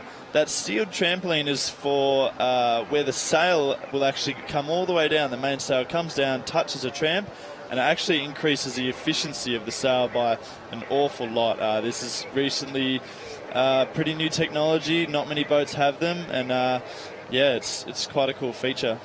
It's all about sort of minimising the drag, isn't it? Once the speed gets up there. Yep, absolutely. It's just like an aeroplane wing. If you look out the window next time, the aeroplane wing goes out and has a curve at the end. It curves upwards. That's a similar thing to what the trampoline's doing to the bottom of the mainsail. It creates that end plate effect. It's far more efficient, and that's one of the reasons these boats can do 35 knots and a bit more. Not so efficient upside down, though, is it? They're having a lot of trouble getting the record point upright again. I mean, a lot more trouble than we've seen from the other touchdowns. You'd have to think the more time record points spends submerged, the less likely it is to start the final race. Yeah. The hulls will slowly begin to take on water, although they are sealed. The boat won't sink, but it definitely makes it a little bit tough. But you can see they're making good progress now. The guys in the water are actually starting to swim. They're losing what they're holding on to. That's a good sign, though. So that leeward hull's got to sink right underwater. The windward hull comes up now. Perfect. They're all shuffling around onto the trampoline, and with any luck, one of them will actually end up on the boat when it comes upright, and he can steer the boat. Now, something quite cool I've seen is how well these boats water start.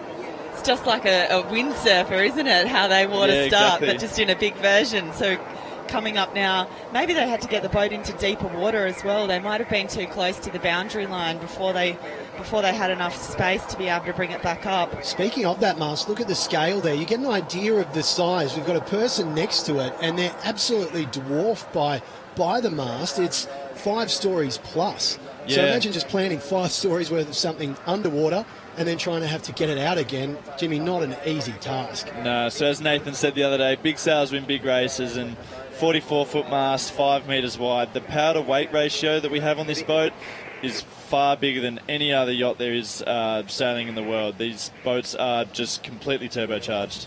And as we take a look at the board now after race 3, Nathan Outeridge, he's basically got a mortgage on that top spot. The Euroflex getting it done in under 20 minutes, and Paul Campbell-James throwing some heavy punches in second again, which sees them leapfrog Pavement from sharing the spoils. ID has second spot locked up, and record point, Clean Mate and Tech 2 locking out at 9 points each. Almost exactly half that, I should say, of Euroflex. You can see, though, there's not a lot in the points. You know, with the double points that we've got online for the 3 races tomorrow, I think at the end of today there's still not going to be a clear first, second, third placing here, it's going to be open. There's really not much in it with 6 boats racing and the low point scoring system we're using. So it's still going to be game on for tomorrow, no matter what we see in this last race today. So looks like the sea breeze has built. Does look like it's increased, but we're led to believe it's still within the wind limit, and we're getting close to preparing to get into another race once we get the okay that Clean Made's good to go. So I think the other teams would be pretty happy about having a bit of extra rest time out there, a bit more recovery. Yeah, Jimmy, what's it like in a scenario like that? I mean, all the boats, obviously, welfare's priority. They want to know all their fellow competitors are safe. But what are you doing while you're waiting? Is it frustrating? Is it, as Tessa said, nice? You can get a bit of air in, relax a little bit. Yeah, it is quite frustrating. And a big part of these three-man teams is that you're all tight and you all stay together. You don't let these sort of things rattle you. You just accept responsibility for whatever's happened and however it happened, and you just move on. So now they're just going to try and get it all together, gather their heads, and not let that capsize rattle them at all. With these boats, you need to push all the time. You start to hold back and try and sail the boat slower. It can often go against you. So they've just got to get their confidence up, get back in this next race. But just on that confidence point, obviously Record Point has submerged. Does that send a bit of a ripple through the rest of the fleet?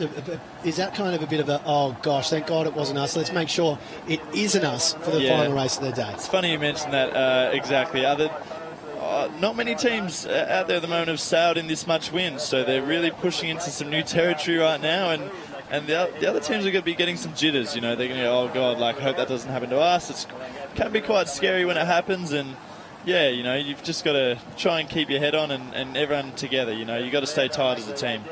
Now, one thing when I was out on the water watching them in the training, when they have a capsize like that, and it might be why we can see someone in the water here, the trapeze lines, because the crew goes flying, they often snap the elastics underneath. Maybe they've got to rethread them before they can start the next race, because without the trapeze lines intact and held down with the bungee, it's almost impossible to sail the boats. Yes, that's quite a common cause of a capsize is we get thrown forward so hard that the bungees and our stoppers on our trapeze wires will break, and so they might have to thread a couple new ones of them. Just looked like they had their board down line just stuck in the foil case there, so they're just trying to unwedge that, and hopefully the foils are still working at the moment and everything's back online. And it is a race against the clock, isn't it, to make sure that they do the checks, the once-overs, and hopefully we can see 5 machines take the line. Absolutely. It looks like they're actually racking up for a start here possibly at the moment. All the boats sort of getting in a line, so Record Point might miss out on this one. They're going to be racing the clock here. Very close together when they start, aren't they? The starting's just such a complicated process, keeping the boat slow down. We can see the start line between the race committee boat with the orange flag and that black and white checkered mark. So you're really trying to work on your time and distance to know when you want to really push that pedal and go for the acceleration. Yeah, it's a lot different to a traditional start where you rack up very close to the line and just try and pull the trigger at 2 or 3 seconds to go.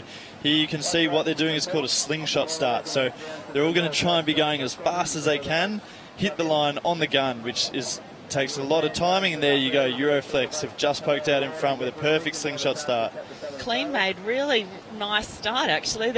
It's always a good feeling to have the freedom of that room to leeward and not be locked in with a boat either side of you, isn't it? Just be able to, so tricky when a powerboat comes through the course like that, the cavitation in the water from their engines as they pass through can be quite dangerous for foiling boats, because as they pass through that streamline, it can almost cavitate your foils, and you can see all the boats just dropped hulls in the water and dropped a bit of speed there.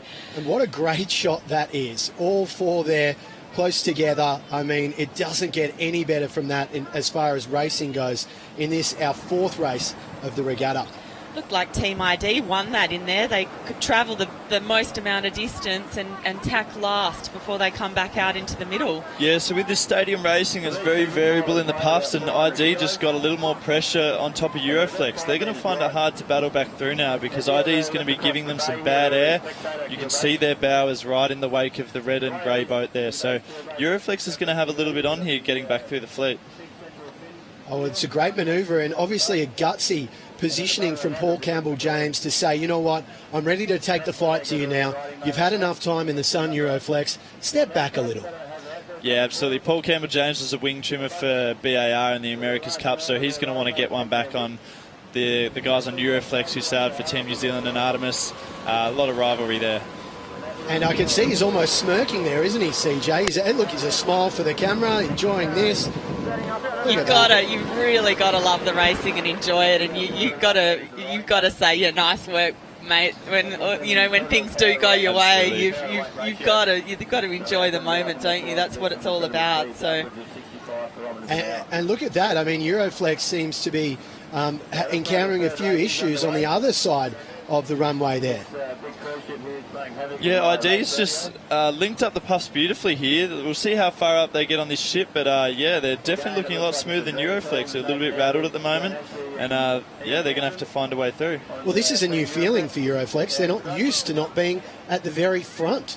So it's a totally new dynamic for them. They've got to keep calm, trust their instincts, and hope that they can reel in the ID boat, which could well be a challenge because it's a totally different style of racing format for them, chasing. And I think Jack will have something to say about that. Jack McCartney, what's up down there? Yeah, that was a big cross then. ID had a slow tack and Euroflex came in with pace. But nicely handled by CJ and the team. They're going like a rocket ship up this beat. And you can see that with every tack, every jibe, every minute on the racetrack, these guys are getting better and better. So you can expect some big things from these guys. Yeah, let's see how they're manoeuvring now. I wonder if we can get some sound from the boys or hear the wind sneak through. As Fang looks backwards, checking out what's happening in the dust.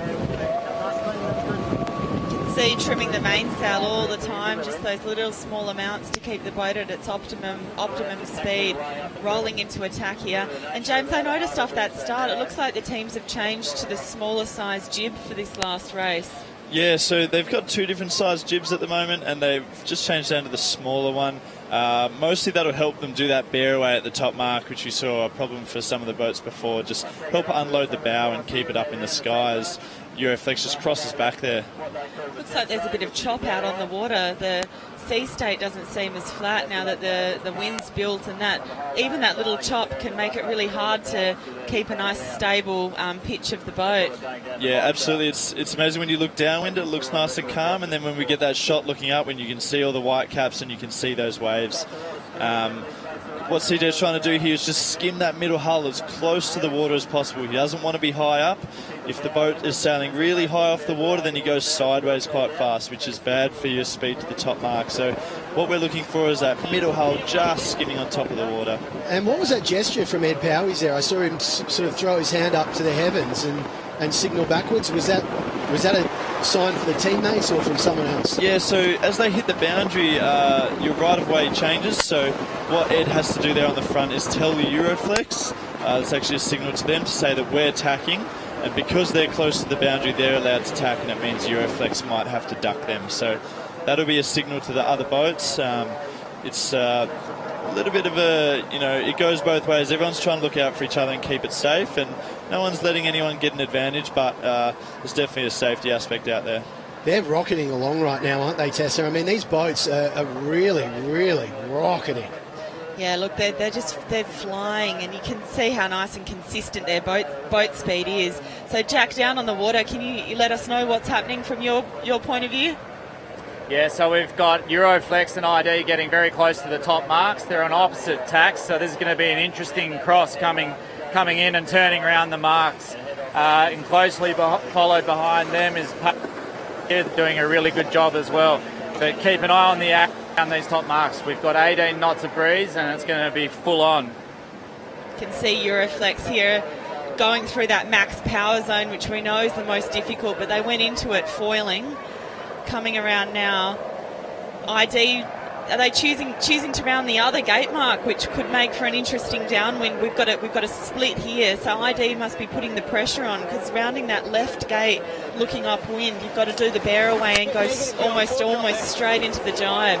to get on that long jibe to get across to the other side where the spectator boats are. Yeah, absolutely. Just splitting gates and trying to get out of sync down this run, find some different air.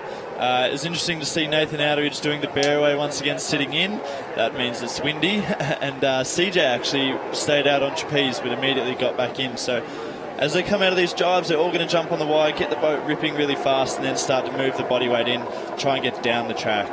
A great call from the race organisers here to bring the racing forward, to obviously mitigate the really, really windy stuff. Get 3 races in the can, get the boats back safely, and provide some stadium racing. Yeah, absolutely. It feels like the Adelaide Doctor at the moment. It's just pumping in. It never looks as windy on TV, though, as what you feel when you're out on that boat, does it? That feeling when you're like flying. Oh my goodness, we almost lost Glenn Ashby there. That was a close call, I thought. What's heart in the mouth stuff there? What did you make of that, Jimmy? Yeah, that's super tough, trying to get back out on trapeze. The boats can sort of come on top of you, which puts you really close to the water. If the water hits you back, you'll just get swept straight off. But it's interesting here. They've got some Traveller down, a little tight on the main sheet. They're moving their jib cars in. Just a few little things going on here that's giving them a slight advantage over the other teams. And that angle is a really good angle to get an idea of just how fast the Euroflex is travelling as we see them lose a bit of gust and ID rocketing past there. It's pacey stuff, isn't it? And do you get a feeling when you're on the boat just how fast you're travelling? Have you got a pretty good idea of where you're sitting? Yeah, so all the boats have got, you can see it right there in the shot on the mast, just under the white lines there's a white box, and that white box is a Velocitech. It gives us our speed and our heading, so they know exactly what speed they're doing all the time. You don't always want to look at it because then you're not looking at where you're going or the wind, but yeah. And I think Jack will have something to say about this battle between Pavement and Clean Made. Yeah, that was really well handled by Olivia and the Clean Made. That was very windy around the top mark. She had one failed attempt to bear away, then had another go at it and nailed it. So that's great work by the Clean Made. Pavement's going to come roaring down here in great breeze as well, so watch out for Steve and the boys to really let it fire. I mean, it's so good to see Olivia Price and Josh and co sail so well. She's such a tenacious competitor and someone that everyone in the fleet has enormous respect for. Yeah, you cannot underestimate how nervy these conditions are and how difficult this is. Olivia's making it look really easy. 3 on trapeze there downwind is amazing.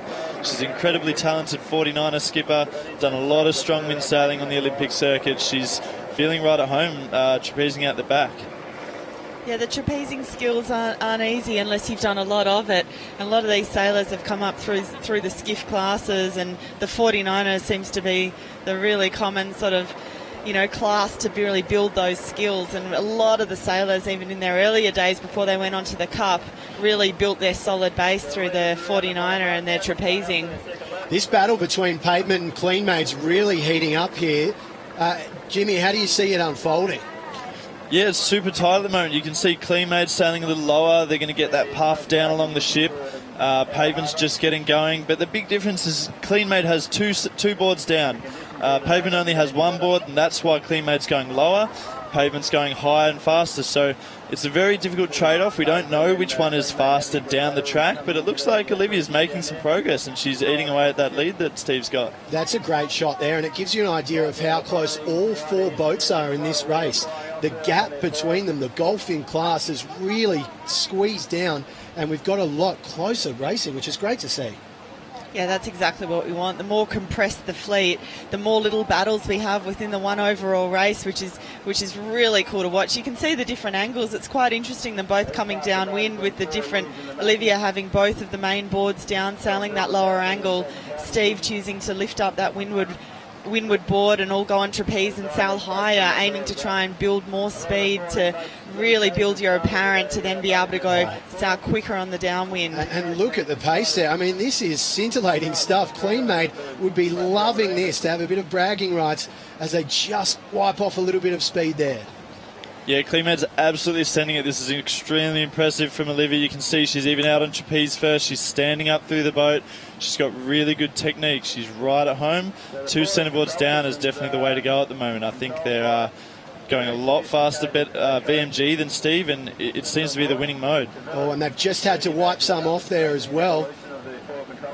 maybe when you've got both boards in the water as well, because you've got that more traction in the water, you might not have as severe a touchdown when the hull does come back closer to the water. So it might be a little bit of a safer. You can see there they touched down, but it wasn't a dangerous sort of touchdown where you're going to go into a nosedive and potential capsize. Yeah, absolutely. Having 4 points connected into the water is going to help a lot with the stability of the boat, and those touchdowns, they're not going to be as severe, and you're going to ride them out, get the boat back up to speed a bit quicker. That's a great race from Cleanmates so far, doing everything right, as are the Euroflex boys, who are really putting on the afterburners now. But surprising to see on that leg just how much of a gap Euroflex managed to open up over ID. Almost 500 metres now, in fact, climbing past that. What's happened on ID? Have they made an error, do you think? It's a tough one.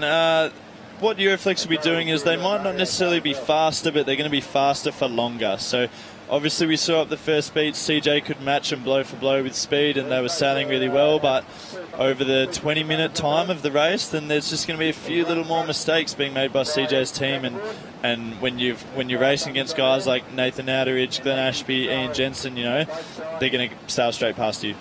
It's pretty cool, though, to see someone really keeping the pressure on them, though, isn't it? That's what we want to see. We just want to see someone, giving it all they've got. That's what this racing's about, learning as much as you can, pushing the boats as hard as you can, and just seeing what sort of speeds and things they can generate. This is all a bit of a testing experience. It looks like they're going for nice positioning for that tack, good timing before that container ship, so they can go in that bit further there. Coming out, they've just got to get into that more pressure and really speed build again to get flying. We've lost someone overboard there. In fact, I can't see who it is yet, but they were going so fast, and they don't have seatbelts, so his Gonski's trying to doggy paddle back. Wow, I'd say they'd be radioing in for a jet ski, because the jet skis are allowed to come and pick the sailors up from in the water and put them back on the boats. That's allowed in the game, and then they can continue racing. But I will say this opens the door even more for Cleanmate to come roaring past, because you can't slow these things down. He's going to have a heck of a challenge getting back on board. Look at this. We take a look at the replay there, and who is it that's gone for an involuntary swim? Is it the skipper? Wait for it. We're just seeing them cross through the middle of the boat in the tack. The sailors are about to feel it. It was CJ. It's CJ. Wow, just slipped off the back of the boat there. I did hear the sailors saying how slippery those trampolines are, because some of them were talking about getting some windsurfing grip or something to try and put on them. So maybe that's something they'll do after. So as we can look at this shot, we see he's trying to relay his way back in there. Jack McCartney, what on earth? That's classic work by the boys. I know Fang would have the bit between his teeth. He just loves this stuff. So he said, "Buggy you, CJ, I'm off." He's grabbed the helm and they're sailing the boat. Yeah, well, it'll be interesting to see those numbers, who has the bragging rights at the dinner table tonight, because if Fang's driving that thing better, CJ will be getting an absolute earful. Yeah, Fang's just off here. He's not worried at all. Here we go, stopping the boat. Does look a bit like a 49er the way they're handling it here, doesn't it? Yeah, exactly. Now, it's not easy to get someone else on board here. Yeah, and I will say these Pro Guard guys, they are the best in the business, so they'll be making sure the transfer is here at Euroflex at the top mark. Is as safe as possible there as well. So look at them get right in. There we go, jump back on, and look, they're back in the game. They're back in the race. That was pretty awesome, pretty quick. Smooth as silk for the boys there. You wouldn't know that he's just gone off as Euroflex getting some airtime. I wonder if they'd have any idea of the calamity behind them on their final leg as they chase 3 from 3. Wow, it just shows how mentally strong you've got to be in this game just for something like that to happen and switch on straight away. Now down to Jack. We're just going to ask Jack. So Jack, can you just fill us in on Tech 2 and what happened with that yesterday? Well, the Tech 2 boys will be licking their chops looking at this, but also it'll be torture. They'd be reveling in these conditions. It's exactly what they like. So, yeah, yesterday the boat had a breakage, so they're out for the rest of this regatta, and they'll be back in Geelong to take it to the Euroflex boys and the rest of the fleet. Great news for Luke Parkinson, quality sailor, Volvo Ocean Race winner, of course, and a winner of the most recent leg there into Hong Kong. So he'll want to get back, and I know Sam Newton, when he's not at that brewery, might be there now, of course, seeing as they're not racing, he'll be keen to get back on course too. Looking at the numbers, the data there, we can see Clean Made and Pavement shaping up, and not much room between ID and Clean Made after that hiccup. So it looks like Euroflex will be home and host, and these two boats, Clean Made and ID, will be stalking each other all the way to the line. Look, we've seen here time and time again, you just don't know what's going to happen until you're actually through that finish line. So, you know, we've got that 7-minute time limit from when the first boat crosses the finish, but Team ID looks like they've got right back into it and built consistent speed again, which is good to see. Clean Made and Pavement still really close here in third and fourth. Look like Steve Thomas and his team on Pavement have maybe just caught up a little bit of distance and are back in that game after that close downwind, but still super close, James. Yeah, so what you saw there was Pavement from a long way out. You saw Clean Made stop. Pavement had them on starboard, which means they have right away. Olivia, she didn't want to bear away to go behind Pavement. It's a very risky manoeuvre, so basically they just stop. They have to wait for Pavement to go past, and then they can sheet on again. So now they're off again. So the race is super close between these two, and they're just going back and forth at the moment. This is no doubt the closest racing we've seen, and plenty of points on the line. Really, really high-stakes stuff here for all the boats. But Pavement, just when you thought you could write them off, no way. Yeah, so Olivia will be in good shape here. She's got a silver medal at the Olympics in the match racing, and this is essentially a match race. All she wants to do right now is get in front of Pavement, so she's going to be in good stead to try and pull that off. Your boat positioning really is key, and your strategy and the path that you sail around the course. So it's about going quick, but it's also about the strategy of where you sail, just to make it as easy as you can for your boat manoeuvres and for your crew. Yeah, absolutely. These sailors have so much on, literally just trying to get these boats around the racetrack in one piece, and now they've got this added challenge of having a boat in close quarters and really having to do their tactics as well. As ID prepares to go round the top, Jack McCartney, give us the update. Here's the jet fighter ID going flat out round the top mark. Little cross with the Pavement, but that should be all clear. And then the Clean Made and Pavement is a great race, and that's going to go down to the wire all the way to the end. ID now rolling into a jibe. Foil goes down. Now we're on the last leg into the finish here, so there must be about half of the way on the downwind. So Euroflex going through really close to crossing through that finish line for the last race of the day. Euroflex, it's a triple treat. They have a 100% record here, and they are just doing it easily. And the crowd, by the sounds of things, really appreciating it. Yeah, the crowd's going off. There's an awesome spectator fleet, heaps of boats up and down the boundaries, and a good amount of people on shore as well. So it's good to see Adelaide coming down to Outer Harbour and really getting behind the racing. And of course they can do that tomorrow as well, Jimmy. Double points up for grabs. How much does that change the mentality of racing, knowing that every win is worth twice as much?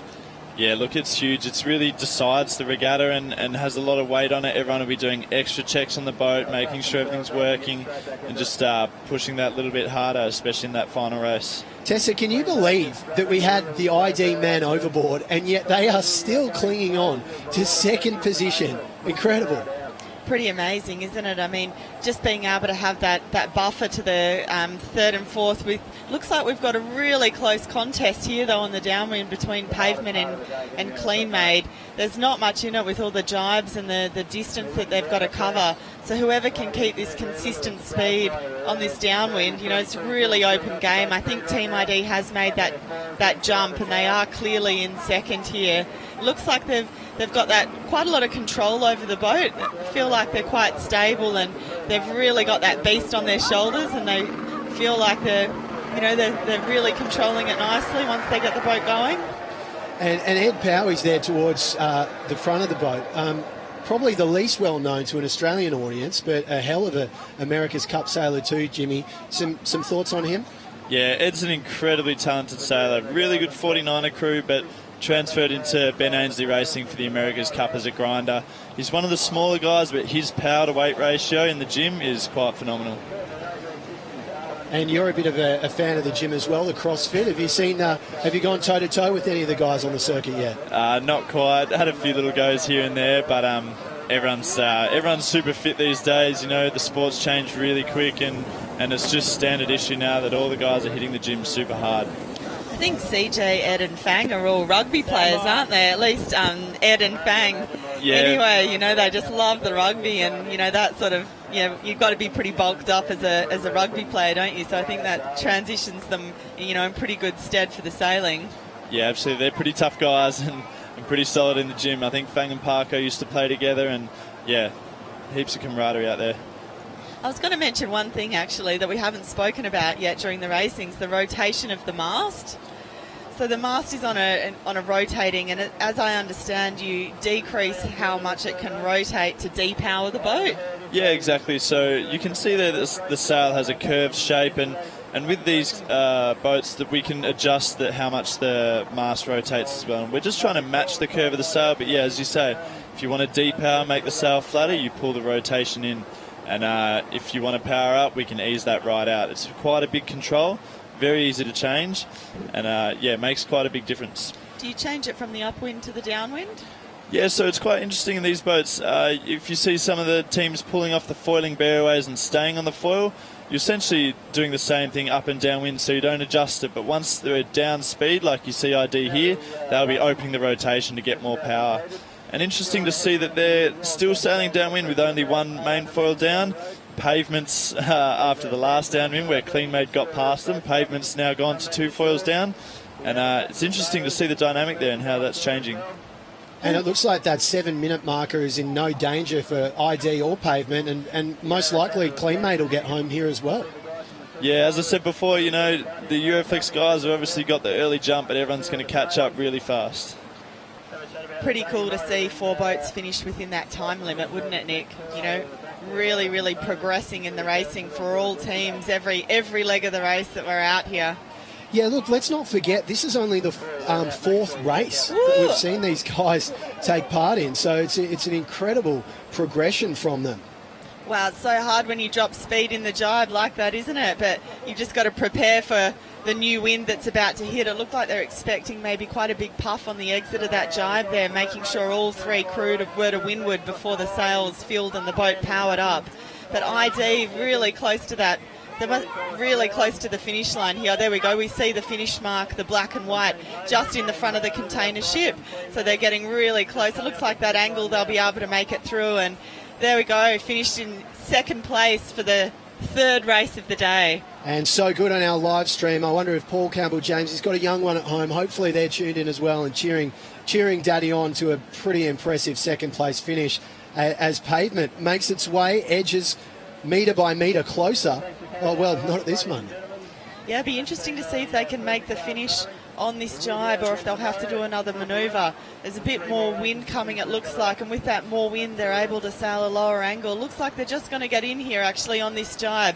Yeah, they will. Very close now to, that looks like they've just crossed through the finish line. So solid 3rd and well within the time limit, which is good to see. And CleanMade, of course, too, will hopefully escape that 7-minute cut-off. I'd say, Jimmy, things are looking pretty good at this stage for Olivia Price. First cross of the SuperFoiler Grand Prix for her and her crew. Yeah, look, Olivia's done exceptionally well. She's got a great crew with her, Josh McKnight, Matthew Chu. They're doing an amazing job. As I said before, very few of these teams have sailed in this much wind. It's a little bit of learning going on at the moment. We can see through that jibe that it's more about preparing the boat for the exit and the power up, isn't it, than keeping it flat on the turn through. Yeah, absolutely. The hard thing for the skipper is that the other crew on the boat have things to hold on to, and they can hold on to that however they like, but all the skipper has to hold on to is the tiller. If they get out of balance and they fall over or they jerk the tiller in one way, the boat's going to rapidly change direction, and I think that's what bucked CJ off the boat earlier in the beat. Well done to CleanMade, finishing their first race in the SuperFoiler Grand Prix. It's race number 4, and we've got all 4 over the line. Euroflex, ID, Pavement and CleanMade all chalking up some pretty quick times there. We've got a minute left to go in our time limit as well, so it was almost too easy for the teams in that race. I wonder if they'll share that sentiment, Tessa. I bet they're feeling absolutely gassed after 3 close quarter races there as we take a look over this fantastic Outer Harbour racecourse, and what a pleasure it is to race here.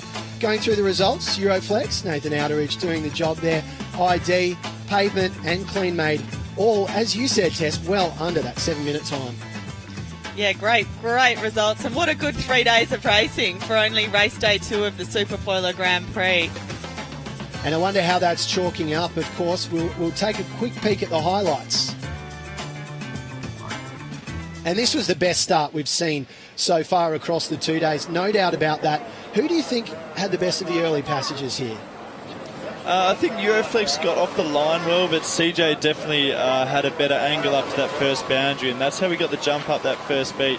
You saw Nathan having a battle with that dirty air coming off his boat, as you can see there. He's trying to get out of sync with CJ at this point, find some fresh air and really be able to put the hammer down. It's all about having clean air, isn't it, and having the right trajectory to get to that boundary line so that you can tack at the right time and maximise the amount of distance you're sailing. How good was that moment, seeing the two virtually eyeball each other saying, game on, game on. And this was one of the rare moments where we had all three on the machine there. I know, probably better off falling off though than doing a jerk on the rudder and forcing the boat into a manoeuvre. Yeah, exactly. A few boats have capsized from when the skipper's come unbalanced and accidentally fallen on the tiller or just jerked it in some way. You can easily throw your crew around the front, capsize the boat, crash into someone. It's really high risk out there. What about the handling there from Olivia as we take another look at CJ getting acquainted with the Adelaide marine life there? There we go. Look, they're actually pretty lucky they were in the lee of the ship there and they weren't in, 15, 20 knots of breeze, because it would have been pretty difficult to keep the boat going with only 2 crewmen on board. But the Fang and Ed just sort of said, we're just going to keep racing here and we're going to keep sailing until we can get CJ back on board. So maybe they'll prove you can get the boat around the course with 2 people. Yeah, you can see the orange print on their helmets. That's for exactly that reason. When someone comes off the boat, if they just had a white helmet, then they would just look like a little white cap of wind on the water. But with the orange there, it's high vis, safety first. Your biggest worry from that point is another boat coming too close to you. So glad that he got away all clean there and no mishaps. As we look at Euroflex making it the trifecta today, and 4 overall, the Dream Team dreaming big already for sure. And I mean, for me though, the swimming from CJ there, I mean, he's no Thorpe, but it was good to see him get back on, get the result, and put a bit of a cushion ahead of the Pavement boys, ahead of our double points race tomorrow. And we're having a look now. These are live pictures, Tess, and Jimmy, you'll be happy to see Record Point just going through the paces once more. Yeah, they're just out there trying to get their training time up. As I said, a couple of new guys on the boat, and Phil's just trying to get everyone gel together again, get the confidence back up, and he had a nice bear away there just as they go into a job here. I think as well they just want to make sure all the equipment's right on the boat before going into race day tomorrow. As we take a look at the Regatta points, Euroflex 24, there's not as much of a gap as you might have thought between them and ID. Just 5 points there, Pavement in striking distance, and double points tomorrow, so Clean Made, watch out for them. Jimmy, Record Point, Phil Robertson, they'll roar back into life tomorrow, won't they? Yeah, they'll come back into life. They're only 1 point behind. Interesting to see Nathan building the picket fence there with 4 first places and 24 points. So CJ will be getting hungry to catch that up. Yeah, he sure will. We're hungry for double points coming up tomorrow.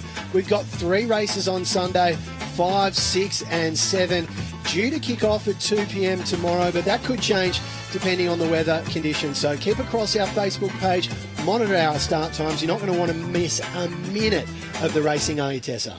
No, look, and we're predicted for a great sea breeze again tomorrow. So, look, this is perfect conditions here in Adelaide for these boats. So, close racing in the Outer Harbour, double points tomorrow, very close on the scoreboard. I'm pretty excited to watch them racing again too. Fingers crossed we get another glittering day like today. It really was turning it on, South Australia, as we take another bird's eye view at that race course. Jimmy, I can't imagine there'd be anywhere in the world better than racing on Australian shores on a day like today. No, look, it's amazing. It's such a cool backdrop, very interesting race course with the boundaries and very variable with the wind coming through. So it's going to keep it interesting, lots of passing lanes. Can't wait for tomorrow. Well, I think we all share that sentiment, don't we, Tess? And we look forward to welcoming you tomorrow back to the SuperFoiler Grand Prix, our third day of racing.